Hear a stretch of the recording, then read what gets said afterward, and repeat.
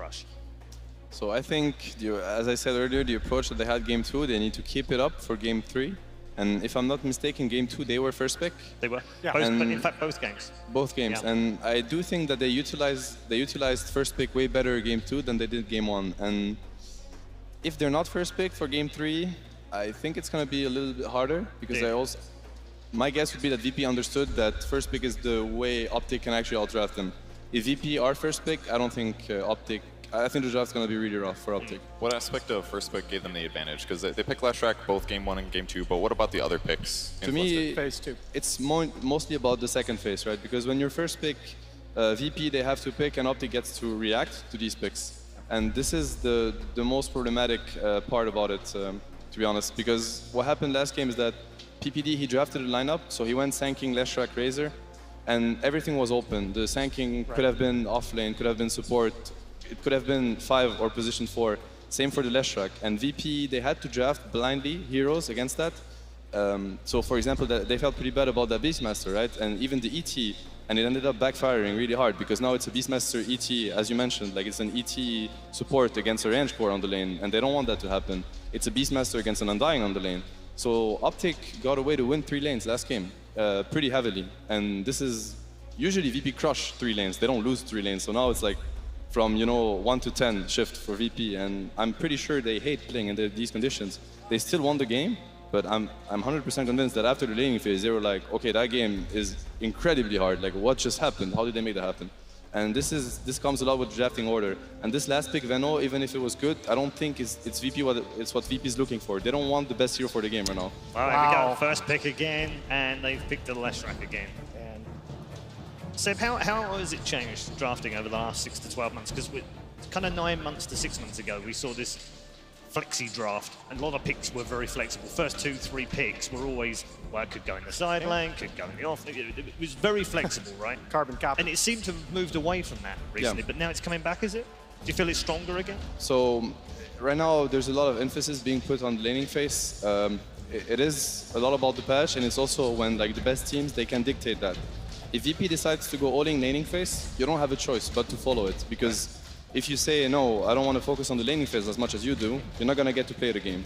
All right, well, that beast goes the other side. Yeah, but I like what VP is doing. This is smart. They did understand that the Sanking was a problem. They get the Leshrac, which is good, but they steal the Sanking themselves. They don't want the draft to be as open as it was before.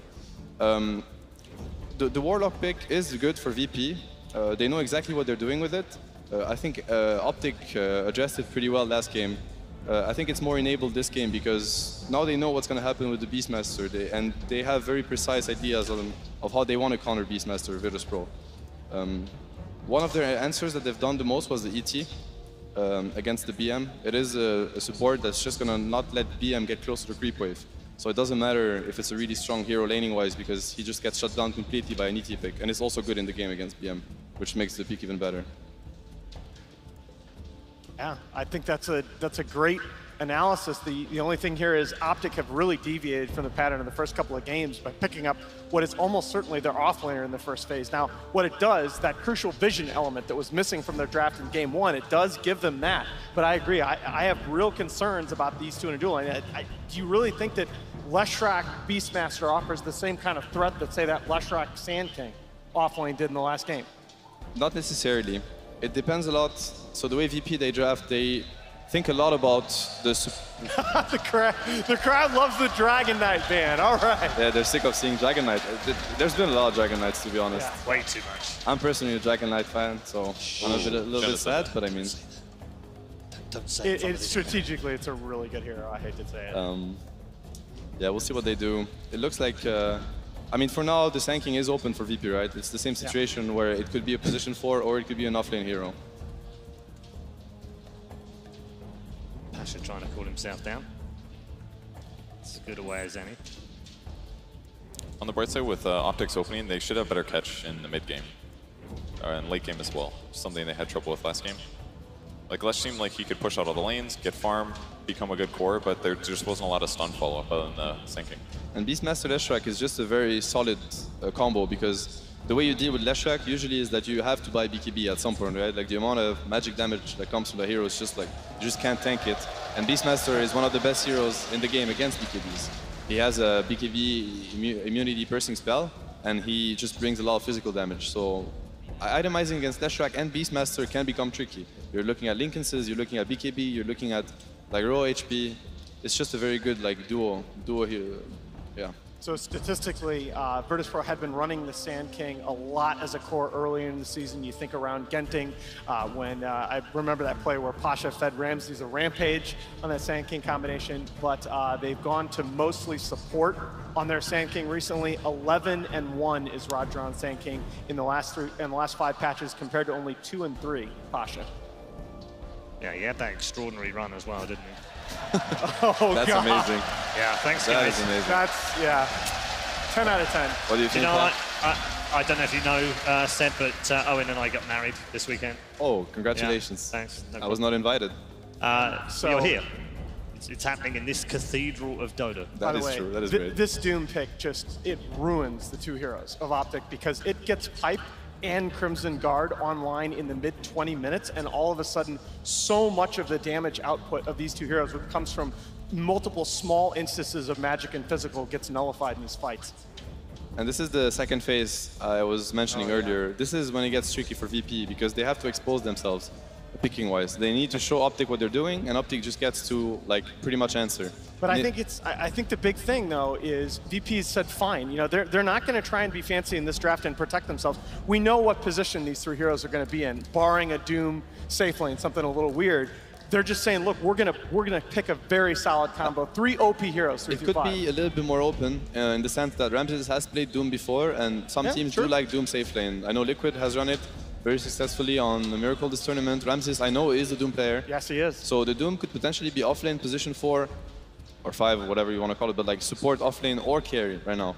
And it is a little bit open, and I think it is important to keep it open because else you just get counter picks straight up, and you might not get to play the game, even though the hero is good for the game. If you don't get there, you know, if you lose the lanes like you do against VP and they have a 6K advantage 10 minutes in, it does not matter the heroes you picked. Like, you're going to lose that game. Absolutely, and VP, you know, it's not just the Doom that they'll do that with. They'll move the Omni into the safe lane. They are a team that is not afraid to put Ramses on those kinds of heroes. What would you say is like a lane solution against Doom?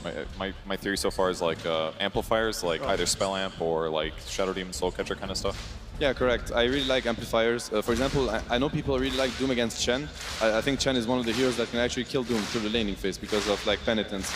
Shadow Demon sounds really good. Usually heavy magic damage is good. Heroes like AA, like Chilling Touch, Ice Vortex, let's say AA plus some AA Leshrac lane. Like Doom cannot go there at all. He's just gonna keep feeding.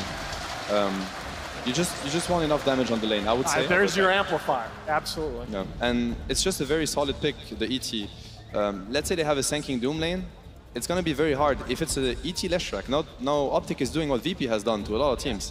There's no way you send Sanking Doom, for example, against an ET Leshrac lane. They're not going to get anything there, and it's going to be 2 dead picks. And that's the thing, though. It doesn't even have to be a Sand King. It doesn't even have to be that lane, right? You can run Beastmaster Leshrac in a dual lane and do what LGD do and put like ET Gyro in your safe lane. For example, yes, that could be much better for them. That's another pick that is tricky for VP. It's like you have to reveal so much, and you do get the last pick, but doesn't matter if you lost the draft by the time you get there. I mean, Solo has been, to me, over the course of this DPC season, especially if you factor in Hamburg and Katowice, he's been the best 5th picker in the pro circuit. He has used these 5th picks so well. So that's one of the they'll picks, take it away. But that's the beauty of, like, that is how smart these teams are. If you think about it, they did pick Doom and Gyro. They showed like 2 heroes, but they can send a Gyro safe lane. They can send a Gyro middle. It could be Gyro mid, Doom off lane, Doom safe lane, Sand King support, and they last pick, for example, I'm gonna say some Batrider that's gonna bully heavily OpTic's carry, for example.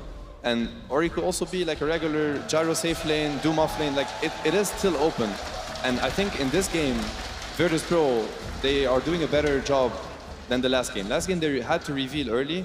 PPD forced them to reveal early that it was a Kunkka middle against the Razor, which is a terrible matchup. In this game, I think they still can keep it open, and they're gonna get the last pick. So they are the ones. They didn't lose the draft yet, and OpTic is gonna have to reveal their cards completely with the 5 heroes. So what do you think here? So many of the tanky mid here, the Dragon Knight, the Death Prophet are banned. Oh, wow, they turn around with the Venom. I don't know about this. It's a good solution if you lane it against the Doom. Like, if you just gale him, he can't run at you. And it'll give you enough space that you can potentially outplay your opponents. It's a very strong laner against the heroes, as you mentioned. It's also very good in the game against Gyro and Doom, because So Doom and Gyro, they rely heavily on movement speed advantage, right, the way they play. And running into Veno wards, being very slow, you don't get to use your spells as efficiently as you will want to. It is a very solid Veno game, and as we see in the last game, like the Veno ET, the ET aura, the magical damage, it makes Veno twice scarier as he is already. And of course, like ET, Leshrac, Veno, their lineup is very complete. Once again, I think PPG is doing an amazing job at drafting, but he's not per se out-drafting VP this game around, at least from my perspective. VP is doing a good job too. I'm not convinced by this yet. I think the problem is when you put Doom, when you put that pipe Crimson Guard timing in the mid-20s together with BKB and a damage item on the Gyro, I think Virtus.pro is going to have a huge opening. Even at parity, they're going to have a huge opening to take these fights in the 20 to 25 minute window, and that's where if you watch LGD replays, that's where they win the game. It is true, like the BKB timing on Gyro is not addressed for now. But OpTic can address it with the last pick. I mean, they have the Beastmaster Roar, right? Yeah, but it might not be enough. That's enough. Yeah, the follow-up damage is going to be lacking. I mean, between like ET and Lesh, if they're within chainstun range, like that's a kill. You can't save it with like a Warlock alone. Unless he interrupts like the stun chain or something, but it all depends on initiation anyways. Like if Beastmaster is moving around the map in other places and setting up kills, like it doesn't have to be, they don't have to necessarily cover each other, I guess is what I'm saying. Do you need more physical as OpTic here? Need more push? I would enjoy more physical damage, but wow. There it is. Desolator Coddle, here it comes. It might not be the Desolator Coddle, although I would have loved it. So they're just like committing to the lanes even harder, and not thinking too much about the mid game, which is a very good thing to do against Virtus.pro, to be honest. I tell you what, the one thing that I really like about this Coddle pick is I feel they got penalized in the last game as the game went on. The Undying did not scale compared to the Warlock. They could have used a second pipe in that last game, but Undying's never going to get to like that third item. So the Coddle is at least going to scale across the game, and he potentially, if he gets off and farms well, he gives you an answer. He gets an Ags in that 20-minute period, and all of a sudden they can't end the game with the Gyro BKB. And they do slug themselves. Shoot. OpTic has overwhelming vision advantage, at least during daytime. So got that. Slark will offset that during nighttime. Very interesting draft for game number 3. We're going to get some predictions before we get into our game. Alan, very quickly. Ramses ruins the game, VP 3-0. Kevin. Slark seems real scary, so I'm going to say VP. And Seb. I think OpTic are going to win 3 lanes this game again. They're doing the right thing. I'm going to say OpTic. I just hope they play with more confidence. Okay, all right. Well, it's all on the marbles now because Virtus.pro are on the verge of claiming another major. Only OpTic stand in the way and they have to win this game. Have they got what it takes? Let's find out as we head into game number 3.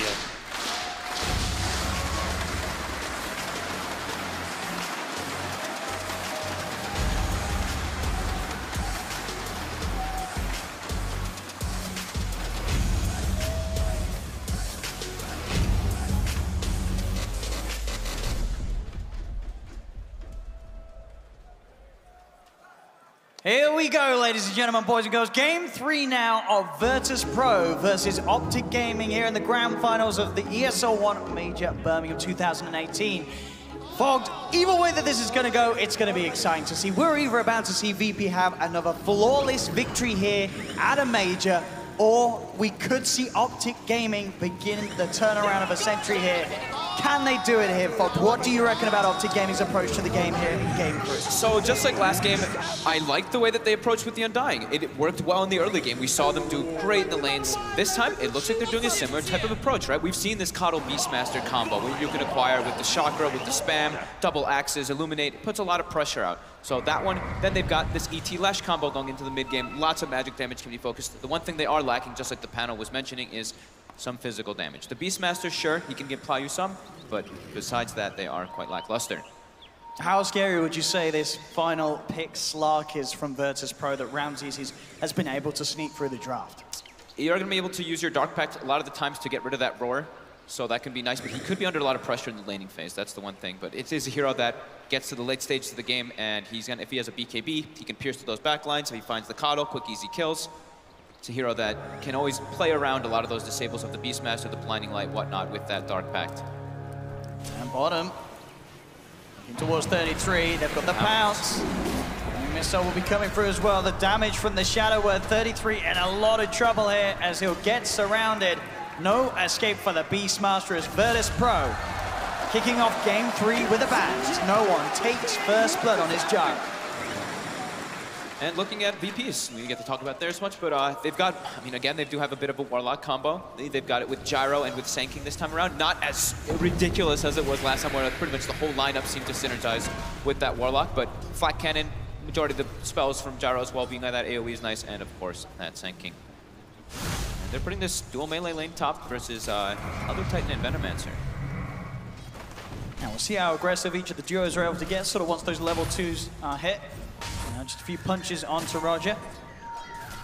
Down bottom, see how much farm 33 is able to get out of this. We have seen many teams before really pull off something quite phenomenal with a Beastmaster keep with the light lane. It can be very scary once those axes start to stack up on you. Yeah.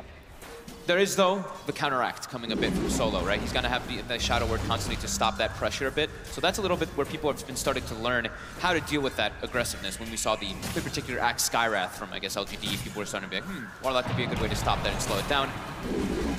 Ramsey's trying to build up some stacks here, some agility. But it's starting to take a bit of damage from that Beastmaster. And it is PPD, by the way, playing the Coddle. So it's got to be more of that 5 role, it seems, in this game, since he's got an Elder Titan inside him.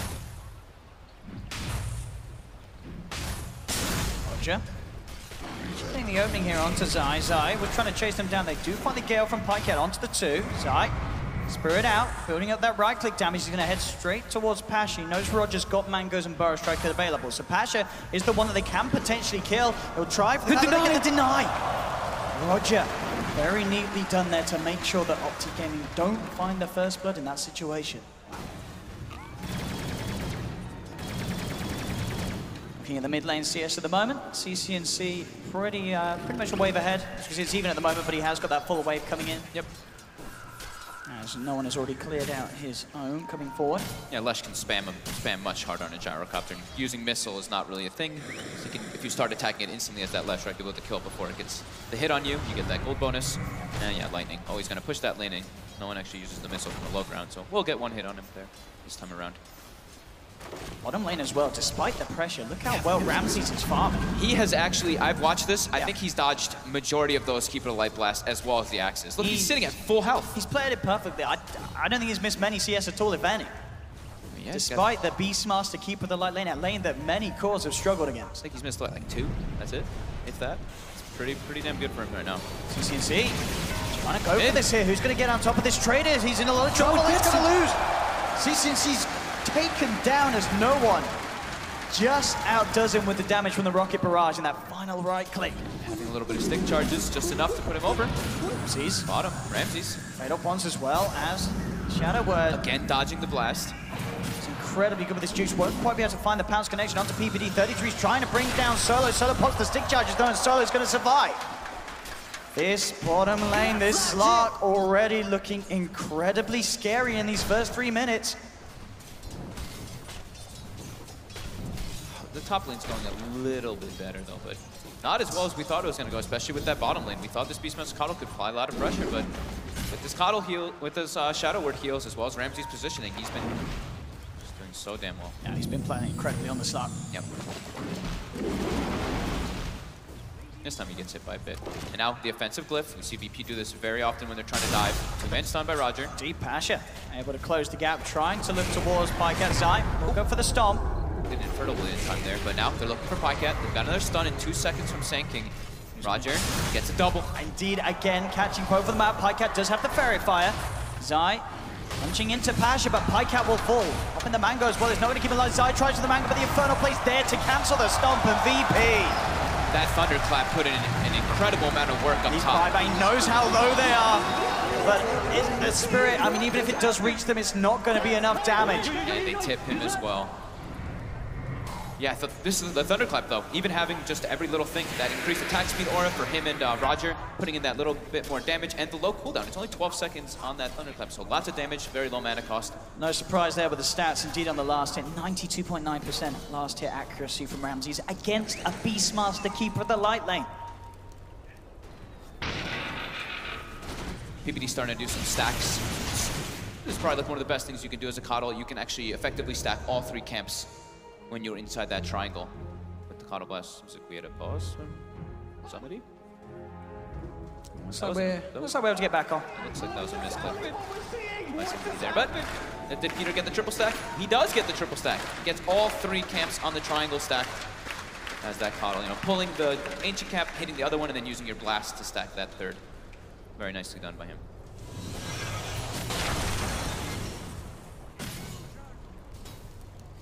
We'll see. 33, level 4. Level still looking good for VP as well, and that's level 3. Ramsey's level 4, 32 CS on this Slark. Already, I mean, it was already hitting 2K gold advantage for a second. And here, this rotation we see so often. As soon as the mid laner hitting 6, Roger's making this advantageous moves as no one is about to tick up on this last hit. Should get 6. Gets denied though. Yeah, we'll slow down that level 6, just that little extra creep more, but still CC&C. By the homing missile, looks like already backing away. Roger now coming back across, but CC&C's playing. He seems very aware of this. Be careful. He's like, where's the Sand King top, right? So he has to be a bit aware of that, and he will notice it. Good read there by CC&C on the Lesh. Also goes bottom and gets himself a regen rune, so.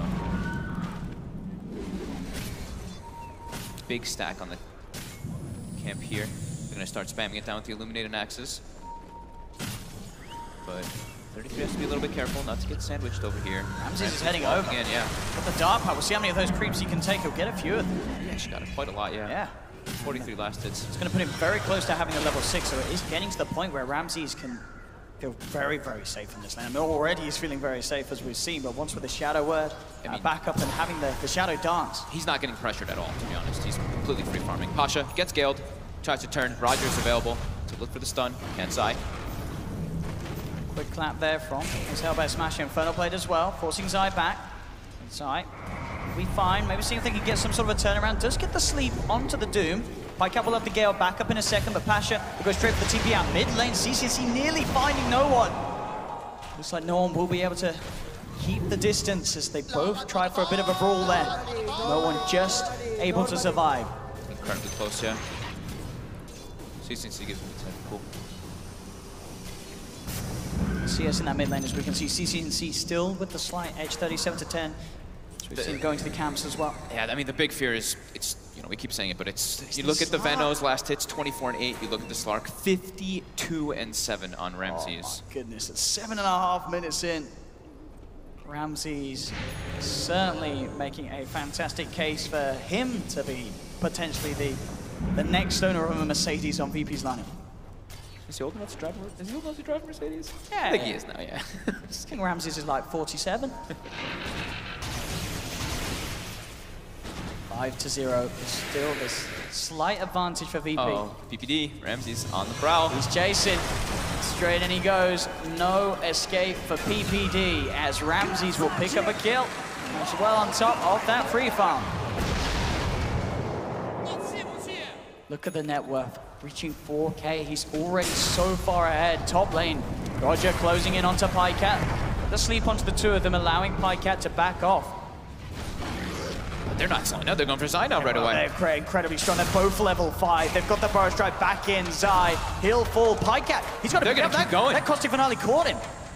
Pikecat, he's in trouble. He'll put the stick charge. Looks like Pasha doesn't want to dive too far as PPD is there. Pasha's in an awkward spot right now. He's just trapped. PPD, he might just find Roger. He's got the sentry down. All right. A little awkward, but they get 2 kills. Oh, at least they take advantage of it. Pasha is probably feeling a little silly, but it happens sometimes. Down. Bottom lane. 33 keeps himself alive with the stick charges. Zai gets the stomp onto Solo. 33 still running. Ramses turning his attention towards Zai, beginning to stack up the essence shift. Solo has the Shadow Word to keep himself safe. Ramses pounces forward onto Zai. Zai can't get the stomp out in time. 33 wanting to finish off this Warlock. He's going to have the axes back up in a second. CC&C also coming in with a rotation. Solo, one more touch from 33, should do it, and it will. Find themselves the Beastmaster. Ramses turning back across. He has no one. The cooldown. Slow's going to connect onto 33. There's a missile inbound as well. The knife flax. He is going to die. The missile strikes the back of the Beastmaster as no one's rotation. Nice. That was nicely done by him. Using those, hitting those hitting the denies on the creeps there to get the flak to bounce to that Beastmaster. Clutch rotation, gets them a kill. 2K, and Ramses still leading that top. And he's gonna have an incredibly early Shadow Blade. And looking at the heroes that he's against, he has very many options to look for pickoffs on these squishy heroes. Very low armor across the board. Trying to find Roger, but he carefully holds onto the burrow strike, heads to the side. There is PPD here though as well, as the runes will start to spawn. Two will be grabbed by VP. Roger trying to get himself away. Can they finish this off? He's going to have burrow strike back up. Roger might be able to play his way out of this one. Gale, it does connect. Burrow strikes himself down, but he's not going to make it. They do finish off Roger. Pasha actually coming in with the counter players. He just heads into the three of them, drops a Doom down onto Pycat. They'll get the deny. Zai will be able to take that away from VP. But still, it's more time where Pycat is getting knocked off the map and more time where he's now just getting left entirely alone. It's feeling a little similar to the way that game one went, where we saw Ramses just get free fight. They didn't need him to join the fight. 33. And pretty deep he does. With that boosted speed to try and get him out of this. Solo heading forward. Doesn't quite have 6 on the wall, so no golem, but the missile connects. Roger, burrow strike to CCNC. They won't follow for more. PPD has the blast to keep VP off from pushing for more. Man, he's gonna have Shadow Blade any second now on Ramses, and you know, we usually talk about when you get that early Shadow Blade on these Slarks that you can kill the supports and whatnot, but this Venomancer's pretty shut down. He could look for trying to kill him quite easily by himself with Pasha. Chased a bit here. So has to be careful though. Just getting rather low there to the score. Just have to wrap around from VP coming in as well, just in case OpTic Gaming were to dive aggressively. Maybe Pasha tries to bait them here. See if they'll be tempted. Pycat has actually been left alone. Zai has TP'd out of this lane. Pycat is all on his lonesome with 4 heroes here. No escape for the Venom. VP getting mobile now with no one, moving him up to this top lane and can look to put some pressure onto the tier 1. OpTic gonna start farming some of those Ancients and neutral caps that they did have stacked up.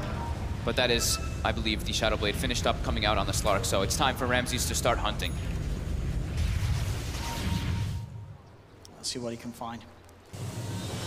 Again, these stacks that he's been keeping up. So much money into the pocket of this Slark. Using that Shadow Amulet. Try to get some regen. Slight little plays there. So, see where he is. Top lane Zai does get the ult onto Pasha. Roger's there. There's not quite that backup that they need to finish up Pasha. So Pasha's going to be able to walk off the Earth Splitter. And I've seen this Doom, like 100 HP constantly over and over again, always seeming to survive just on this. Here we go, Shadow Blade reveal, he'll take a course, straight in, onto 33. The pickoffs begin here for Ramses. He's watching PPD farm, sapping some of that experience. And it is nighttime now too, so this is where Slark thrives as well, getting that extra vision. They do ping him out, they did see him, I believe, from that Passover, but... Ooh. Ramses does have Solo behind him. He sees Pycat pretty far up right now. He's gonna go for this play here. Uh-oh, Pycat.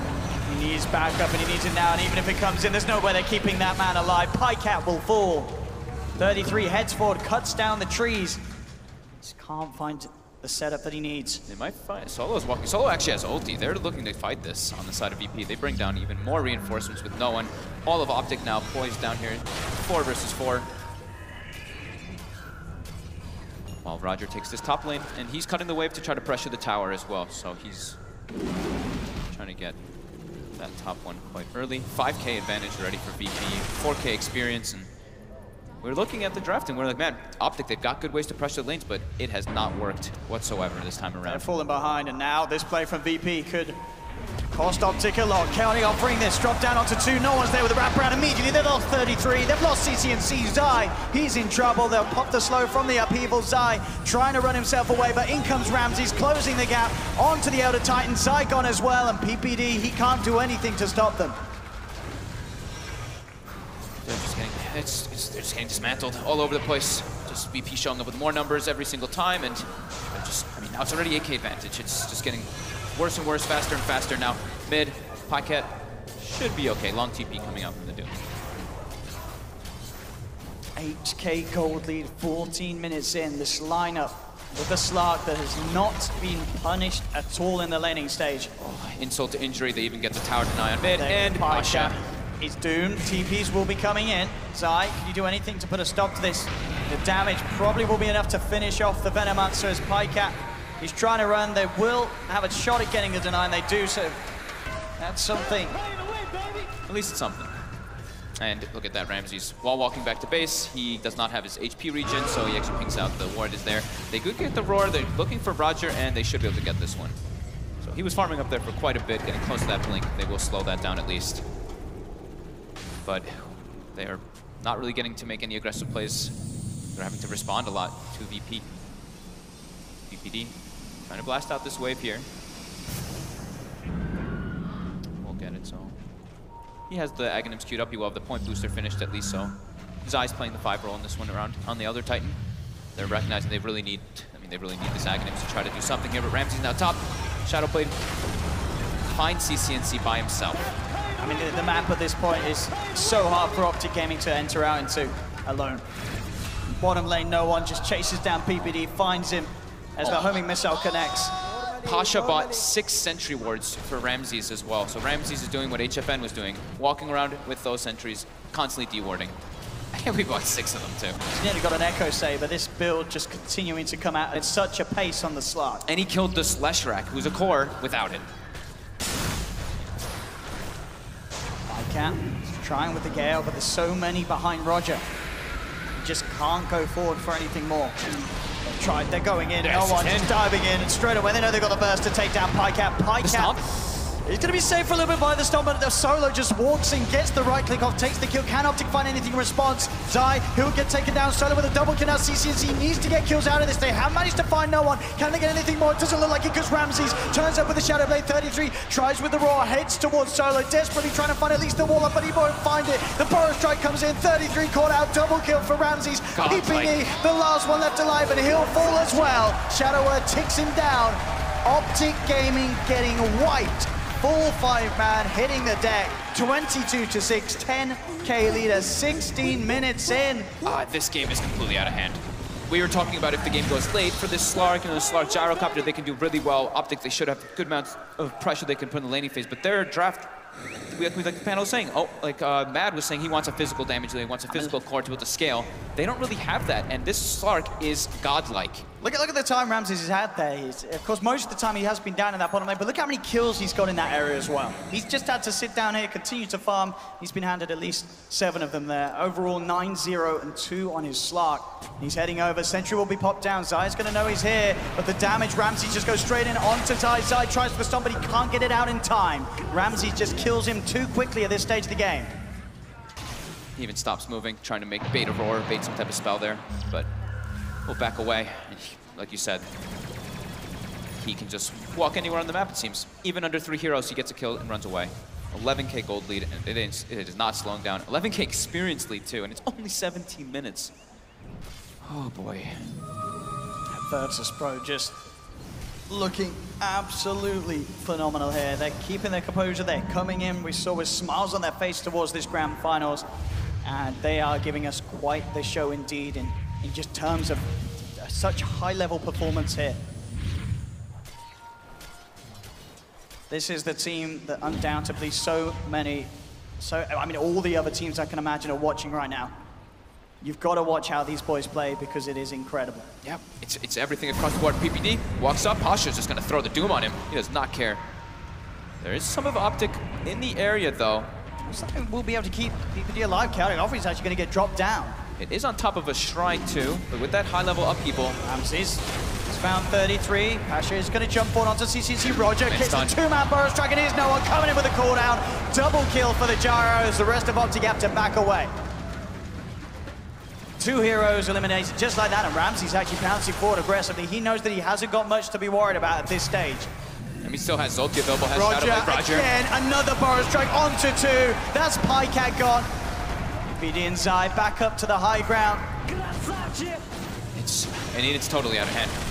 They're just gonna call it. GG is gone. GG. There we go, ladies and gentlemen. Virtus.pro, again, your ESL One major champions. This team, they're looking absolutely unstoppable here. That was flawless victory, you call it, especially in this game. The way that this team turns up to lands, especially the ESL One majors, there's something about these events for these boys that they love it. They give it their all. I mean, they give it more than their all. These victories, you don't see this in a major grand finals. unless one team is just so far ahead of everybody else in the game. It's that, exactly. Every single one of them. Sure, they might have some star situations coming out, like Ramsey's going 11-0-3, and like majority of these games he's doing incredibly well getting this free farm, but every single one of them is doing their job, from the warding game to the map control to the team fights, just execution at its finest from VP. Absolutely unbelievable. Virtus.pro, Solo, Ramses, No One, Nine Pasha, Roger, these boys, the best in the world right now. Virtus.pro are your ESL One Birmingham 2018 champions.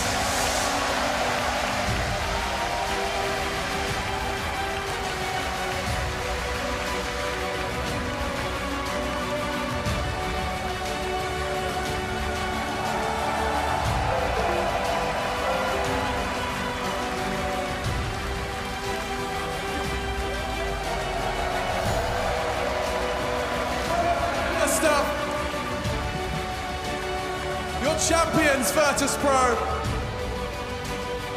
Birmingham, make some noise. Undefeated, untouchable, Virtus.pro. They just do it again and again and again. 3 times ESL One champions.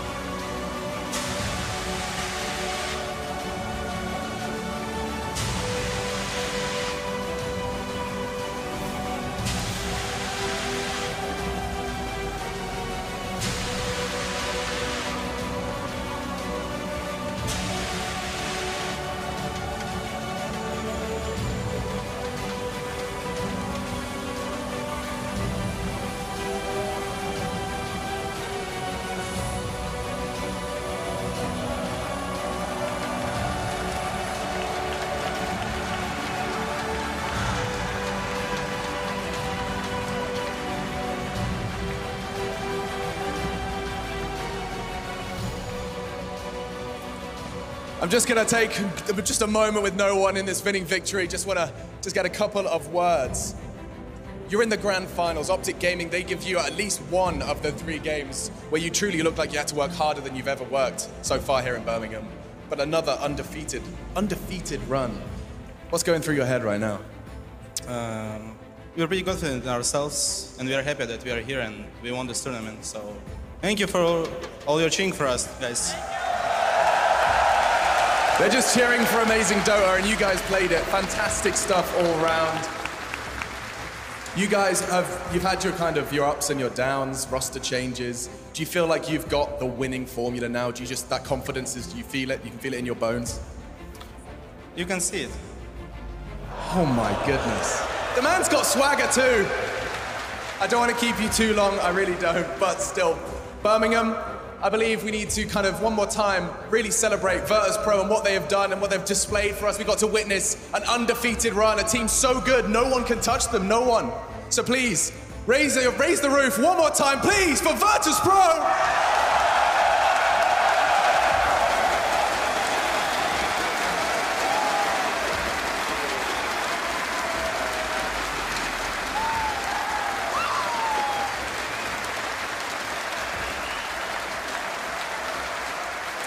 There's another thing going on, there's this other somewhat of a tournament. I think I have to walk over here. So you have to come with me if you wouldn't mind. Because, there's this other thing going on, and it's of course the MVP. So please, ladies and gentlemen, your victor and another goddamn Mercedes for Virtus.pro, No One, your MVP! You guys are starting a fleet. Your trophy, sir, courtesy of our cosplay champion, Sven. Your winner certainly isn't No One, but it is No One. Just one word. You feeling at the top of your game right now? You feeling the very best you've ever felt? Actually, I played bad, so I don't think so. Titled, crowned the MVP, he says he played bad. I'll let you join your team. Congratulations. I think my teammates should get it more than me. Maybe you should take them for a drive. Maybe take them for a nice tour. All right, that's fantastic. No one your MVP. Virtus.pro, your champions. What a journey, and their journey continues. Locked in for TI. ESL One back to back to back. We're gonna head back to the desk.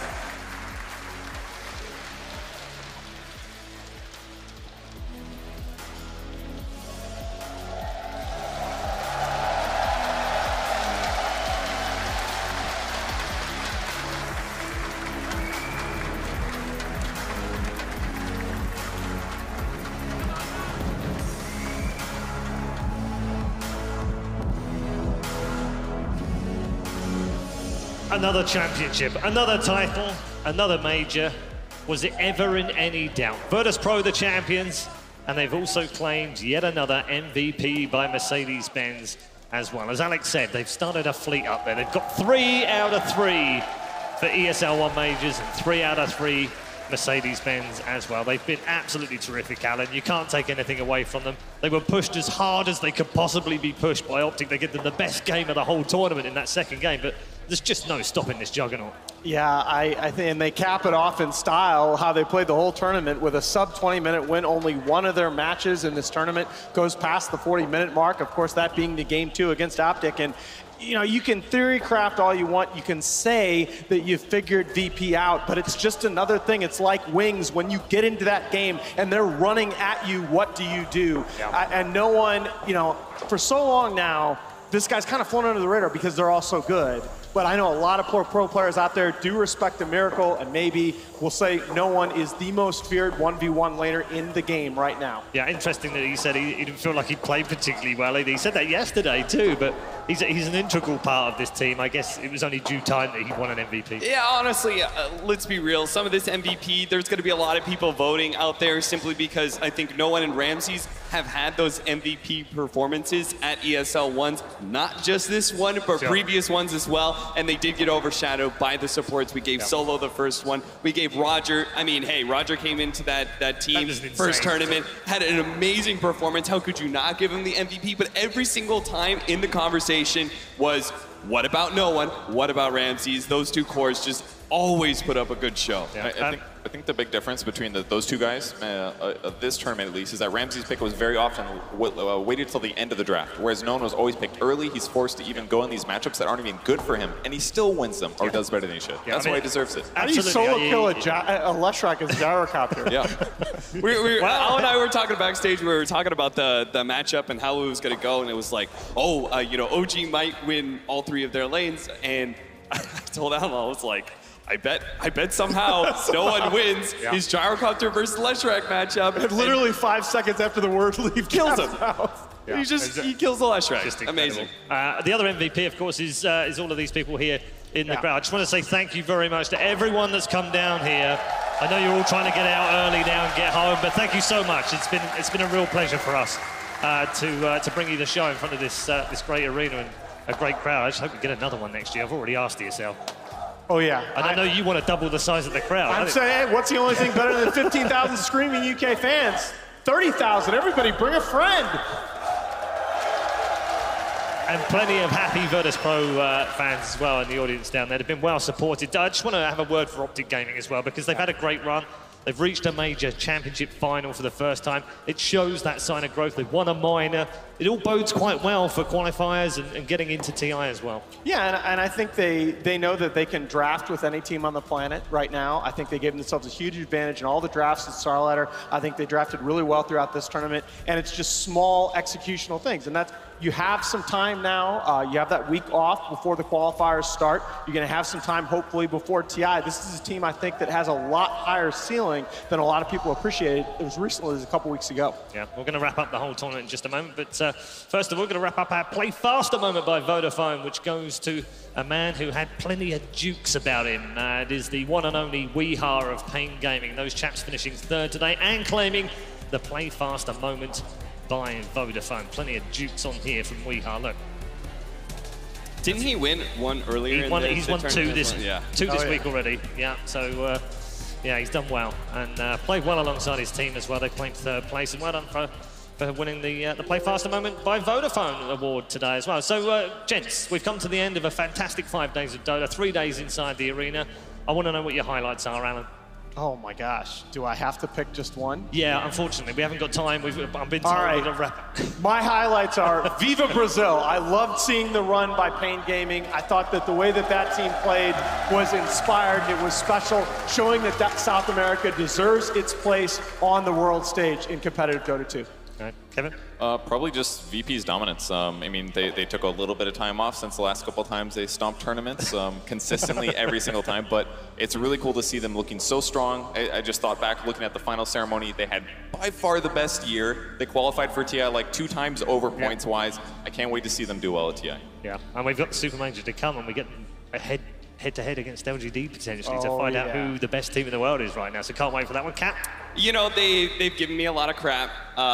They booed me a number of times. Deservedly so. Well, I'm going to go for the cop-out answer, and I'm going to say that the crowd was the highlight of this tournament for me.